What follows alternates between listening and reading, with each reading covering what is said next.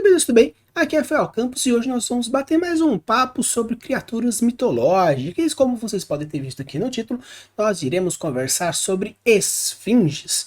Uma coisa interessante sobre as esfinges é que não tem muita informação biológica, tem mais um conto do Édipo, tem algumas referências que a gente pode pegar em livros como, por exemplo, D&D e outras culturas, mas a gente dá para trazer algumas coisas interessantes e umas conversas sobre isso. Gostaram dessa ideia? Então sim, bora!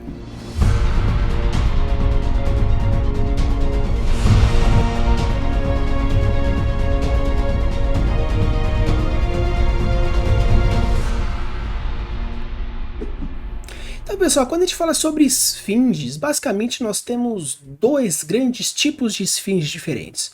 Nós temos esfinges com cabeça de homem, que é o mais comum a gente encontrar na mitologia egípcia, são consideradas como guardiões espirituais, guardiões de templos e segredos.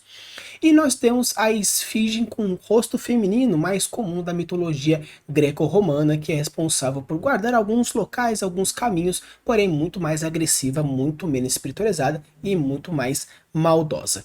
Então, na nossa conversa de hoje, a gente vai bater um papo rapidinho falando sobre alguns pontos importantes, seja de um, seja de outro, e a partir de alguns quesitos comportamentais que a gente pode trabalhar ou para um lado ou para o outro, dependendo de como a gente for abordando. Obviamente, nós iremos trabalhar como se realmente a figura masculina e a figura feminina fosse uma mesma espécie com a sua vertente masculina e feminina, algo diferente que a gente não conversou até então nos tipos de criaturas que a gente já conversou até agora. Eu vou deixar até aqui o link na descrição e também o cardzinho aqui em cima para vocês verem as duas conversas, tanto do Sátiro quanto das medusas, lobisomens, uma playlistzinha que eu fiz sobre essa questão das criaturas mitológicas, beleza?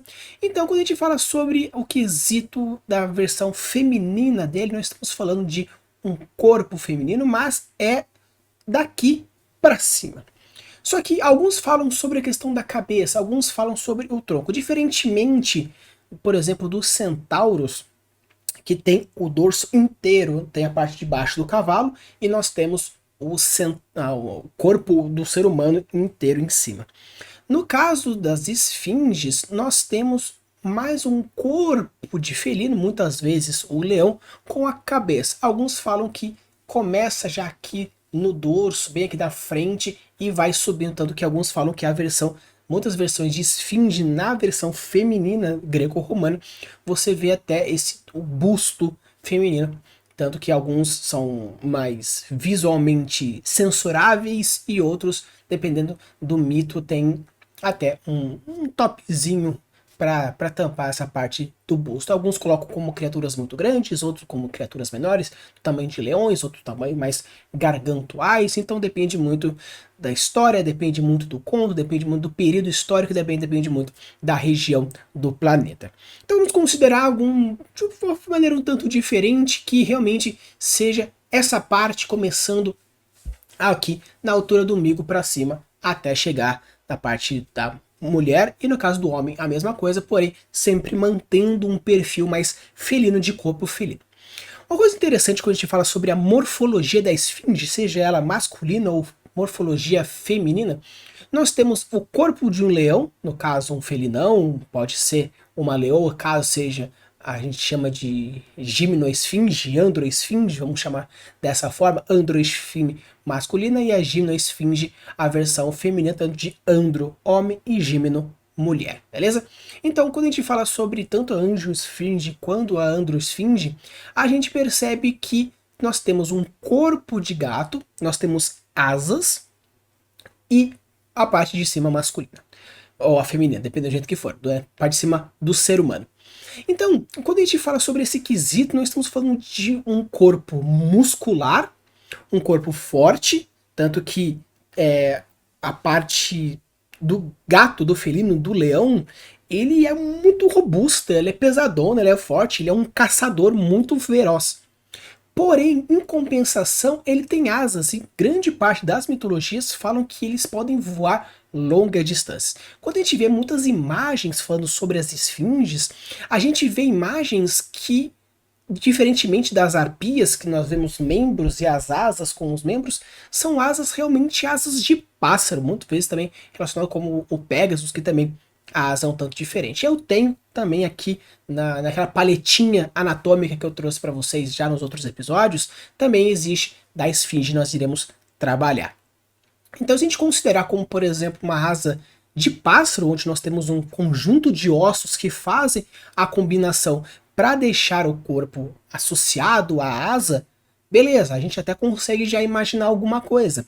Porém, felinos mais misturado com seres humanos, mais com aves, não são muito aerodinâmicos. Então falar que eles possuem velocidade muito grande, uma resistência de voo muito grande, é um tanto complicado se a fisiologia e a anatomia interna não ajudassem. Quando nós falamos de pássaros, por exemplo, principalmente nós temos sacos aéreos, nós temos ossos pneumáticos, que são os pontos mais importantes. Nós temos a quilha, que é um osso onde faz a junção do músculo peitoral das asas, do ombro, com o músculo peitoral para fazer o movimento de bateção de asas. Nós temos um bico para fazer a questão do perfil aerodinâmico. Nós temos a composição aerodinâmica. Então, a esfinge não é um animal que possui uma composição muito favorável para voo, principalmente sobre a sua estrutura de peso. Claro que a gente pode considerar que existem alguns órgãos internos que auxiliem, como realmente, por exemplo, sacos aéreos espalhados pelo corpo para aumentar um pouco o tamanho de volume e assim diminuir a densidade do animal para que ele consiga voar. Acredito que se a gente for considerar uma esfinge mais biológica, a gente tem que fugir um tanto dessas questões mais seguir ao pé da letra, né, arrisca aquilo que a mitologia já traz. Então a gente vai fugir um tanto de que ele pode voar? Pode, mas vamos considerar voos mais relacionados com, por exemplo, voos de galinha, que tem mais um planar, um alçar voo planificante do que realmente voar. Quando a gente fala sobre animais planadores, ele está no alto, ele consegue voar no alto, mas eles não conseguem alçar voo, então eles não voam, eles planam, tanto que animais planadores não animais voadores. Então a gente pode considerar que as esfinges seriam animais planadores, considerando que eles subam em quesitos de montanhas ou morros e com isso eles consigam planar.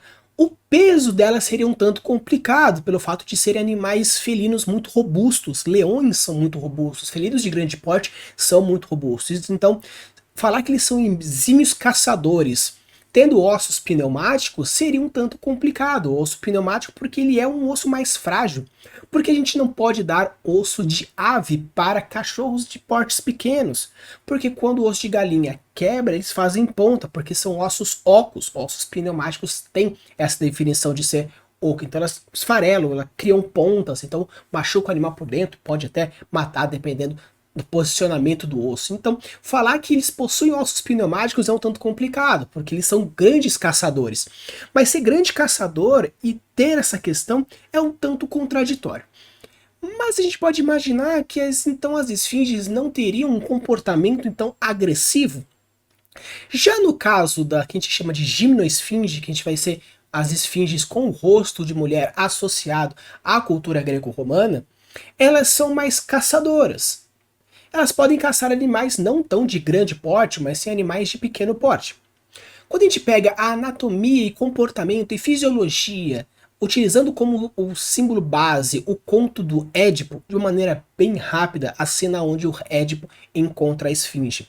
Quando o Édipo está indo para Tebas, porque o rei de Tebas fala que caso alguém conseguisse derrotar a esfinge, teria a mão da Jocasta, que era a irmã dele, como a futura esposa. Então, o Édipo ele vai até os portões da cidade e encontra a esfinge faz aquela famosa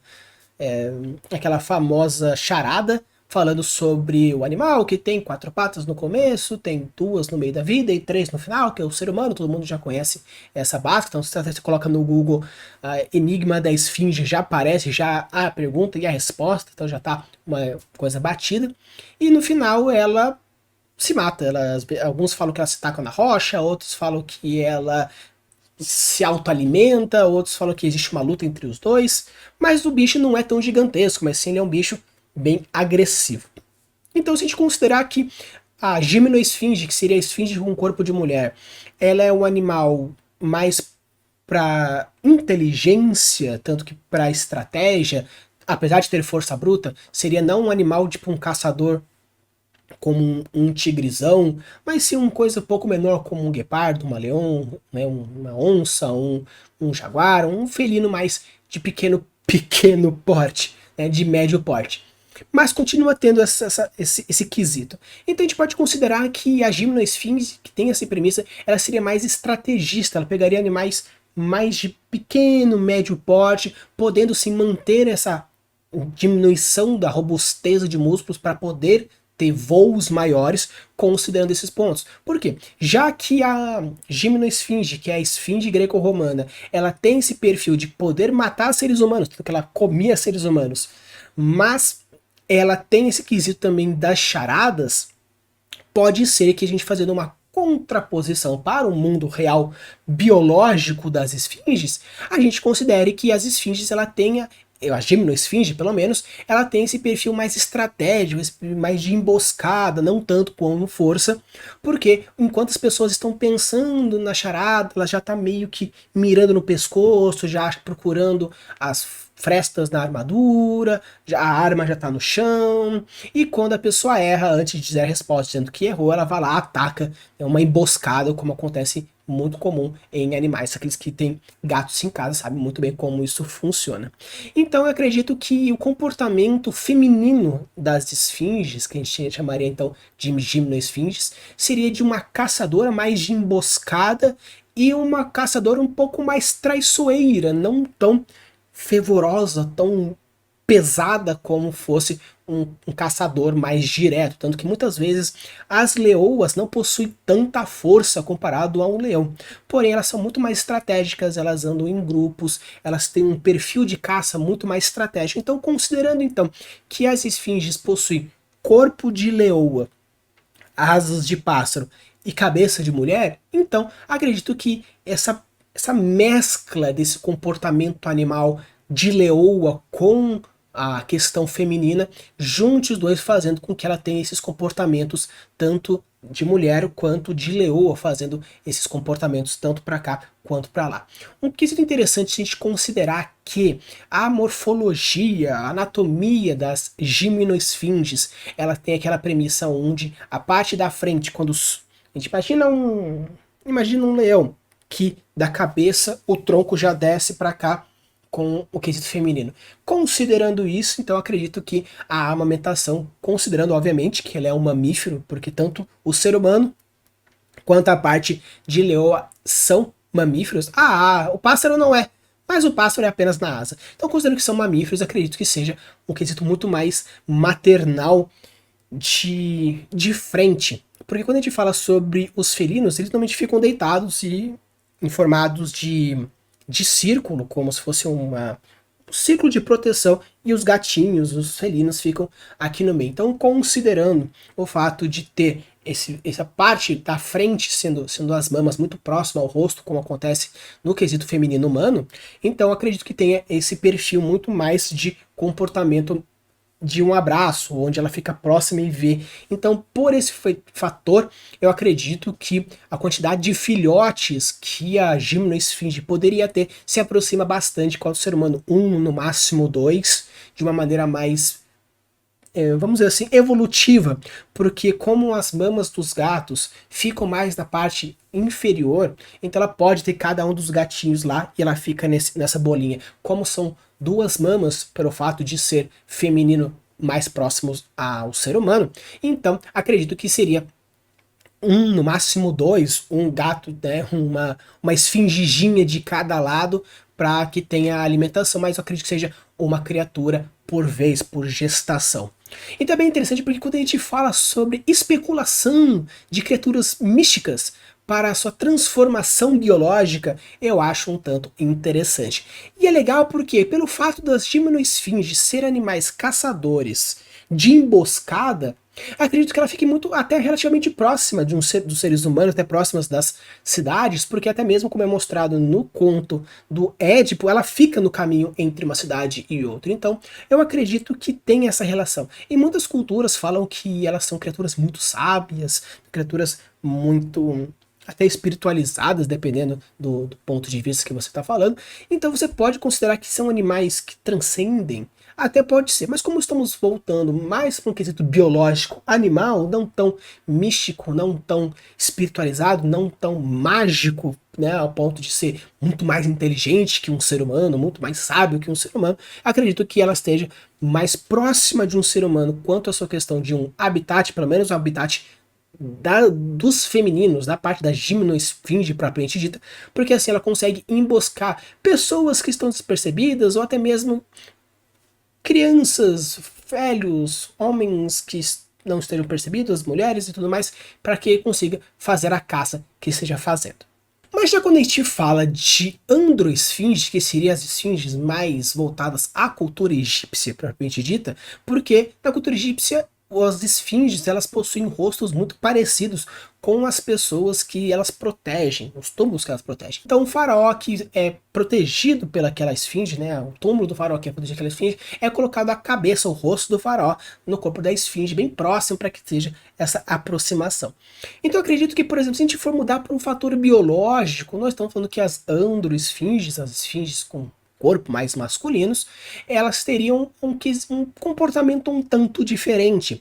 No caso das gimnosfinges, mais agressivo, mais caçadora, como é mostrado nos contos de Édipo, mas no caso das androesfinges, elas são muito mais calmas, talvez sendo um animal, talvez não caçador, talvez ele até realmente casse, só que ele seja muito mais aproveitador, do tipo, um grupo de gimnosfinges caça, ele vai lá e pega e dá uns tapão e pega por ele ser mais robusto, ser mais forte, ou ele tira a caça de um outro grupo, fazendo com que expulse, como se fosse na questão de hienas, as hienas veem cação, ele vai lá e tira e expulsa as hienas. Então é como se fosse realmente um animal que não se dá muito ao trabalho de caçar, porque por ele ser muito forte, ele consegue roubar a caça de outras pessoas. Considerando que nas mitologias, nos quesitos mitológicos dos egípcios, eles são criaturas mais espiritualizadas com o objetivo de proteger um túmulo, eu acredito que talvez o comportamento das androesfinges sejam mais paternais se formos considerar nesse ponto. Então acredito que, por exemplo, durante os primeiros estágios da vida de uma esfinge, a mãe que cuide, a gimnosfinge que cuide pelo fato de ter o quesito amamentação, porém chega uma idade da esfinge, a androesfinge que vai ser a guia, né? A androesfinge, a parte masculina, vai ser o guia para com o filhote, porque ele já tem um comportamento mais, vamos dizer assim, caridoso dentro da mitologia, então por que não? Aí a gente pode falar dentro dos quesitos biológicos uma conversa um tanto diferente que mude os papéis. Normalmente a gente fala que dentro das culturas, dentro da sociedade, dentro dos animais, temos o macho fazendo o filhote e a fêmea cuida do filhote, mas tem animais que têm tanto paternal quanto maternal, mas nesse caso eu acho interessante que, já que as androesfinges, dentro da mitologia egípcia, elas são mais protetoras de algo precioso, de reis, de túmulos, de faraós, de portais, etc., por que então, se a gente não converter isso para um fator biológico, a gente considera que as androesfinges são aquelas que cuidam dos filhotes até a independência do filhote, porém só no começo, quando elas estão ainda no quesito de amamentação, que seria mais a gimnosfinge que estaria cuidando do filhote, mas depois que ela já pode meio que se alimentar de carne ou outros quesitos, seria a androesfinge e a gimnosfinge seria aquele que iria caçar, que iria trazer, e ter essa inversão de papéis. Por quê? Nós temos um quesito homem-mulher, porém nós temos também quesitos felinos. Ah, mas nos quesitos felinos que a gente terá leão, as fêmeas também cuidam dos filhotes. Sim, isso é verdade. Porém, não impede da gente fazer essa mudança, fazer essa troca de papéis. Da mesma forma que nos cavalos marinhos, os machos fecundam as fêmeas, mas quem fica grávido é o marido, porque é o homem. Tanto que os ovos dos cavalos marinhos são colocados dentro da bolsa do homem, o homem que fica grávido, porque ele é maior, ele é mais forte, então ele consegue proteger os filhotes com muito mais empenho do que a moça, porque o cavalo marinho fêmea, ela é menorzinha. Então, poderia ser o seguinte, pelo fato das androesfinges serem maiores, serem mais fortes, elas cuidam da prole, porém também elas serem mais protetoras, têm esse sentimento um pouco mais calmo, vamos assim por dizer, e as gimnoesfinges serem mais agressivas, então elas vão, elas vai, elas caçam, e é isso e aquele outro. Tanto que, se a gente for considerar a evolução dos lobos até chegar nos cachorros, vamos dizer dessa forma, essa evolução artificial feita pelo ser humano a partir de escolhas genéticas, podemos considerar que, dentro da domesticação das esfinges, eles preferem mais os cachorros machos. Então, nesse caso, seria o quê? As androesfinges, né, os felinos machos. Então, eu quero um animal para proteger a minha casa, do lado de dentro, mais calmo, perto dos meus filhotes. Ficaria, então, os machos dentro de casa, e no caso, as fêmeas fora de casa, porque elas são mais agressivas, elas são mais cheias da marra, então seriam ótimas protetoras de locais. E no caso das androesfinges, seriam melhores protetores, mas um quesito um pouco mais de cuidado. Então a gente pode escolher, por exemplo, fazer essa evolução artificial das esfinges, utilizando diversas raças, e com isso a gente poderia, por exemplo, da mesma forma que nós temos raças de gatos, raças de cachorro, a gente ter raças de esfinges que tivessem funções diferentes, umas mais, por exemplo, uma esfinge que tem uma pegada de labrador, mas estão falando de cachorro? Sim, mas o que eu digo, mais num comportamento, mais numa performance, ou, por exemplo, um Border Collie, ou um Pitbull, ou um Doberman. Então você faria evolução artificial, as escolhas artificiais dos genes das esfinges machos e fêmeas para conseguir fazer cruzamentos específicos. Tanto que a gente entraria num segundo ponto do nosso vídeo, falando de como seriam as esfinges então hoje em dia. Seria tanto da forma que a gente vê gatos e cachorros. A gente pode ver gatos e cachorros mais voltados para os grandes felinos ou os grandes lupinos, ou a gente pode ter como gatos, como cachorros domesticados a partir dessa evolução. Então eu acho muito interessante porque a gente pode tanto utilizar premissas pequenas num ponto, no outro, num mito, aqui e ali, e com isso vai convertendo e transformando dentro da sua necessidade. Por quê? Quando nós falamos de gênios Loci, nós estamos falando do quê? Estamos falando de conjuntos de informações que criam uma essência. Então, se você considerar que dentro do seu universo existe essa evolução tecnológica, existe essa evolução artificial, existe essa escolha, quantos memes a gente não vê de, dois lobos falando assim, nossa, eu vou me aproximar daquele ser humano, aí depois ele se torna um bug, ou, um gato estava se aproximando, aí se tira, agora tem uns gatinhos de hoje em dia. Então, por que um animal, o ser humano, não viu esse potencial dentro das esfinges, seja androesfinge ou seja gimnoesfinge, para funções diferentes, e foi domesticando essas raças, esses animais, transformando em algo agora outra espécie, tanto que depois de muitos anos de evolução artificial, nós temos lobos e nós temos cachorros, uns sendo canis lupus, outros seriam canis familiares. Então acredito que pode ter-se então esfinges que mantêm a sua evolução natural mais agressivas, como lobos, como grandes felinos, e esfinges domesticadas durante toda essa fase dessa história, agora tendo a esfinges persas, a esfinges esfinge, né? Porque nós temos um gato pelado que também tem isso. Então a gente pode ter diversas outras sub-raças, subgêneros dentro dessas esfinges para a gente conversar um pouco e ter essa evolução diferenciada. Tanto que agora a gente vai para nossa última parte desse vídeo conversar um pouco sobre a tabuleta que eu trago para vocês sempre quando possível da anatomia da esfinge. Pessoal, agora a gente vai para a nossa última parte falando sobre a tabuleta que eu gosto de trazer para vocês, desse artista. Obviamente que quando acabar todas as tabuletas desse artista específico, eu posso ou procurar outras, ou até mesmo ficar apenas na especulação. Mas quando a gente puder, a gente vai usando esse artista que é muito legal. Então, quando a gente for pegar aqui a anatomia dessa esfinge até agora, colocando aqui para vocês, a gente tem esse perfil mais de gimnoesfinge, como a gente pode ver, né? Tem o corpo dos gatos, dos grandes felinos, e aqui a parte feminina que eu gosto aqui de trazer para vocês. E nós temos a asa aqui pegando, então provavelmente aqui um conjunto de asas associado ao ombro, então provavelmente deve ter alguns ossos, mas a gente pode ver como tem aqui um perfil mais de pássaro. Então vamos ver o que o artista traz de diferente. Então ele até colocou, ele sempre coloca aqui o nome, né, Sphinx alatus, a gente pode até considerar então aqui gênero esfinge e espécie Alatus. Então, como ele sempre gosta de trazer os animais, as criaturas mitológicas são como animais com gênero e espécie. Como todos os outros animais, nós temos esse binomial só quando acontece uma evolução do subgênero, da subespécie, que pode ter, né, o Homo sapiens sapiens, nós temos esse nome trinomial, porém, de uma forma geral, nós temos isso. E sempre começando aqui, eu sempre gosto de abordar bastante esse quesito que ele traz aqui. Reino Animalia, Filho Vertebrata, é bastante aquilo que eu comentei, né? Não é o filo, mas ok, tudo bem, muito aceitável. E nós temos aqui classe Echidnae, Echidne, né? Quando tem o AI no final, nome de latins, ele tem som de I, então seria Echidne.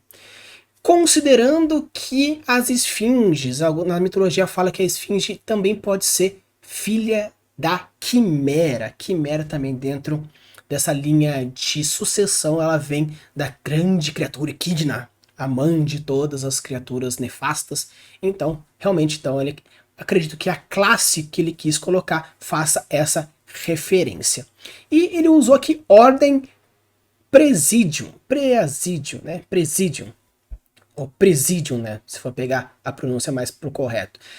E não existe essa ordem no mundo animal, porém é uma tradução chamada de proteção. O Presidium significa proteção em latim. Considerando que as esfinges protegem templos, protegem caminhos, protegem túmulos, então acredito que ele tenha feito essa relação direta, a ordem presídio relacionado à questão da proteção. Família Felides, sim, os gatos têm tudo isso, e o gênero esfinges, espécie Esfinge alatus. Então é bem legal, bem interessante que dentro dessa ficha cartográfica, aqui essa ficha morfológica, vamos dizer assim, de classificação dos animais, ele colocou. Sim, obviamente me incomoda bastante esse vertebrata no filo, porque, né, como a gente já comentei com vocês, o filo é cordata, mas como eu já falei, né, filo cordata, provavelmente ele acha que o cordata não ficaria muito claro pra galera, então ele trocou o cordata, que são as notocordas, que tem alguns animais que não são vertebrados, mas possuem uma pseudocoluna vertebral, mas ele deve ter colocado vertebrata porque é mais fácil da galera associar os vértebras, né, os animais vertebrados com o grupo vertebrata, então ele considerou nesse ponto, mas a gente vai seguindo. Então é bem interessante que ele vai colocando aqui, sempre deixando muito clara a questão dos ossos, já mostra essa curvatura da coluna, tanto que eu acredito que um dos pontos principais de fragilidade de um voo de uma esfinge seja essa curvatura de coluna aqui. Porque quando a gente vê animais como, por exemplo, os pássaros, que são principalmente dentro do mundo animal, os que voam, que são adaptados para isso, você vê que eles mantêm tudo reto, para que a coluna de ar, ao passar, ele empurre as vértebras. E como as vértebras possuem um encaixe dessa forma aqui, se vocês forem ver aqui nessa conexão, nós temos o quê? A base da vértebra presa uma na outra. Então, quando você está em linha reta, tem uma coluna mais retificada, você consegue ter a pressão de ar passando aqui pelo bico e na hora que estiver empurrando, ele se mantenha firme. No caso dos animais, como por exemplo aqui nós temos nesse quesito das esfinges, essa curvatura do pescoço, ela provavelmente, na hora de ficar e ver para frente o pássaro, ela vai ter que fazer essa curvatura em S. Fazendo a curvatura em S, a gente vai ter uma pressão de ar empurrando a cabeça da esfinge para trás, podendo quebrar o próprio pescoço. Então eu acredito que ela não deve voar muitas distâncias, não deve voar muito rápido também, por causa desse pescoço mole que deve ter, porque voltando aqui para a imagem anterior, a gente percebe que tem essa cabeça solta. Não ela é tão fixada no corpo como a de pássaros, então fica uma cabeça molenga. E para voo, esse tipo de movimento quebra o pescoço com um movimento de ar, com a pressão de ar. Então é um tanto complicado a gente pensar nesse quesito. Então eu acredito que não tenha um perfil tão voador, muito rápido, muito forte, por esse fator. Sem contar que se a gente for ver, ela é uma estrutura de um felino, como eu falei para vocês. Não tem apesar de ter aqui a quilha, né? Ele se deu ao trabalho de criar essa quilha, que são os ossos que vão se conectar das asas dos músculos, provavelmente vai estar mais para frente, desses músculos ombrais para fazer essa movimentação. Então tem esse quesito, porém se a gente for imaginar que ela voa assim, com as asas aqui, próximas na curvatura do ombro, e nós temos o corpo nesse movimento, seria um tanto complicado também o voo. Sem contar que a gente for pegar o centro de gravidade, ou a parte do crânio é muito pesada, ou aqui é muito leve. Porque se a gente considerar que o eixo de gravidade, o ponto de gravidade tá aqui nessa ponta, e a gente considerar uma alavanca, aqui é muito mais pesado. Parece que ela voaria assim. Ela não voaria reta, ela voaria assim, porque aqui, a parte de trás, é muito mais pesada. Então, fazer um contraponto, se as asas fossem um pouco mais para o meio das costas, mais ou menos mais para cá, além de ter um maior ponto de apoio aqui, nessas vértebras torácicas, associado à quilha, e também o fato de ter esse pêndulo de alavanca, seria muito mais fácil a gente colocar aqui do que aqui. Então, é um outro ponto que eu acredito que são animais planadores, porque eles saltariam e durante o salto abriria a asa para manter a estabilidade e aumentar o pulo. A galera fala que o super-homem não voa, ele salta muito forte, ele salta muito alto, então ele só precisa manter o controle de fluxo de ar para conseguir voar. Então eu acredito que as esfinges têm esse mesmo perfil. Elas saltam e essa força do salto associado ao planar da asa, porque também como a gente pode ver aqui na imagem anterior, são asas muito altas, são asas muito largas, então tem esse fator de pressão por ter asas mais altas.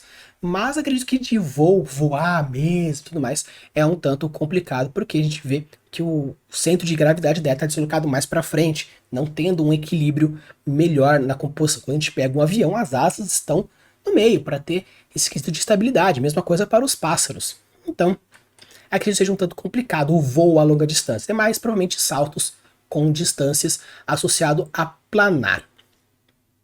Tanto que a gente pega aqui, que é muito interessante, a composição de asa que ele colocou. Como a gente pode ver aqui no corpo da gimnosfinge, são músculos bem robustos. Nós temos muitos músculos aqui, muitos músculos. Deve ser um bicho muito pesado. Deve ser um bicho muito pesado.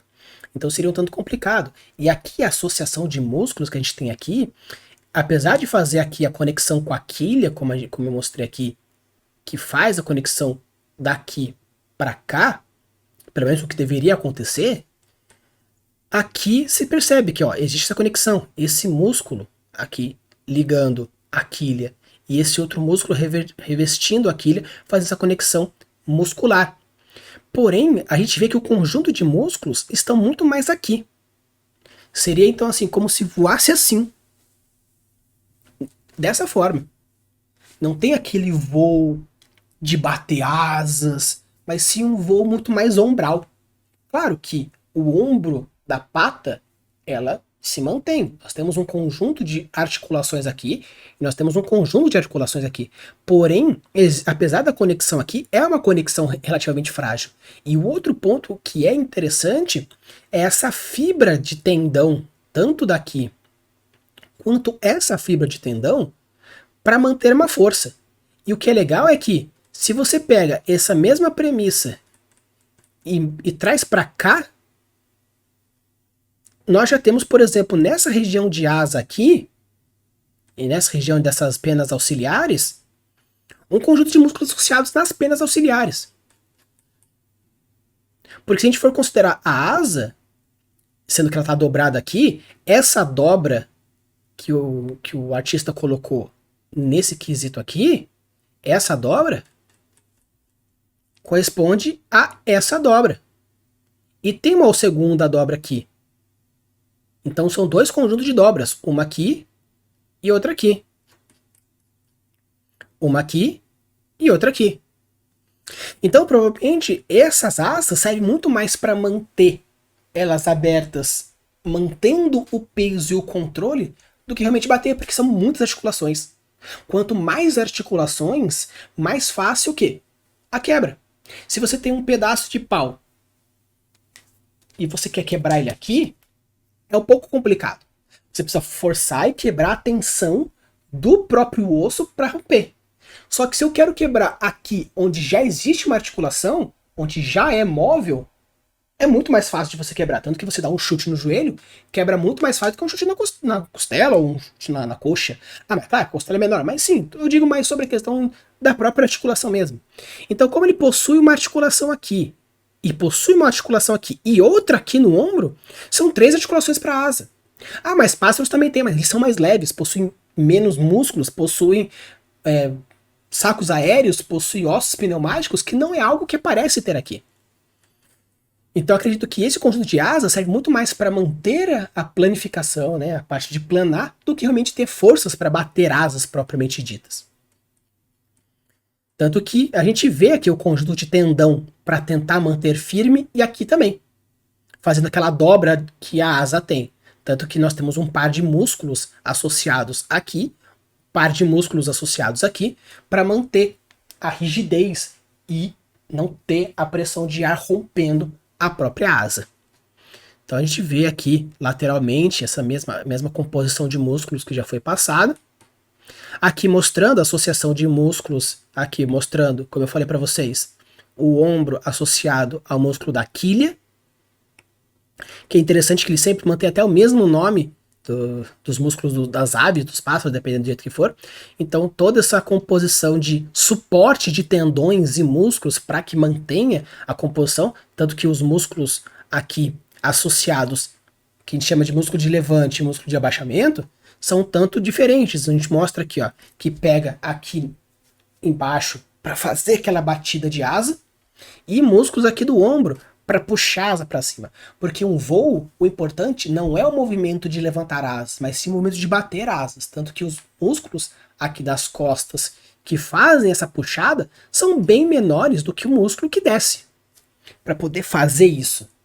Mas, considerando tudo que eu falei, eu acredito que a bateção de asa é mais para manter a firmeza do que realmente bater a asa propriamente dita. Tanto que a gente pode ver que, novamente, o conjunto de músculos, agora já com as patas e tudo mais, mostrando de uma versão frontal, aqui mostrando para vocês todas as composições de clavícula, toda a conexão dos ossos das asas com a quilha aqui no meio e também essa outra clavícula para reforçar essa conexão. Aqui o conjunto de músculos, como eu falei para vocês, o músculo associado a levantar com a quilha, o músculo também aqui ao outro lado, associação de músculos aqui, até que a gente chega no final, voltando então para o começo, para ficar mais fácil a gente poder ver novamente a nossa esfinge aqui. E também é interessante porque essa conversa, essa ideia que, apesar do artista ter essas pontuações que eu trouxe, que se fosse eu faria diferente, mas a qualidade da arte dele é impressionante. Eu não teria, em 1000 anos de existência, não conseguiria ter uma qualidade artística como essa. Porém, é interessante porque caso você tenha essa qualidade artística e queira desenvolver esses pensamentos anatômicos, pode fazer essa conexão, que eu acho muito legal, muito interessante. Então, parabéns ao artista, você que também é artista, que está desenvolvendo, criando as suas criaturas num nível anatômico profundo como esse, com todas essas discussões, todas essas reflexões. Eu acho isso maravilhoso e muito forte e realmente muito foda. Então, pessoal, essa aqui foi a esfinge, né, que eu separei tanto Yandro esfinge como Gimno esfinge, fazendo essa diferença, trazendo esse bate-papo aí com vocês. Espero que vocês tenham gostado. Caso vocês tenham alguma sugestão de criaturas, deixa aqui nos comentários alguma criatura que você ache muito legal, seja ela qual for, a gente pode procurar, pesquisar e criar como se fosse biológico. Caso você esteja vendo isso no Spotify, pode conversar comigo tanto no Discord quanto no Instagram. Use e abuse das suas criações e deixe os mundos cada vez mais incríveis. Valeu!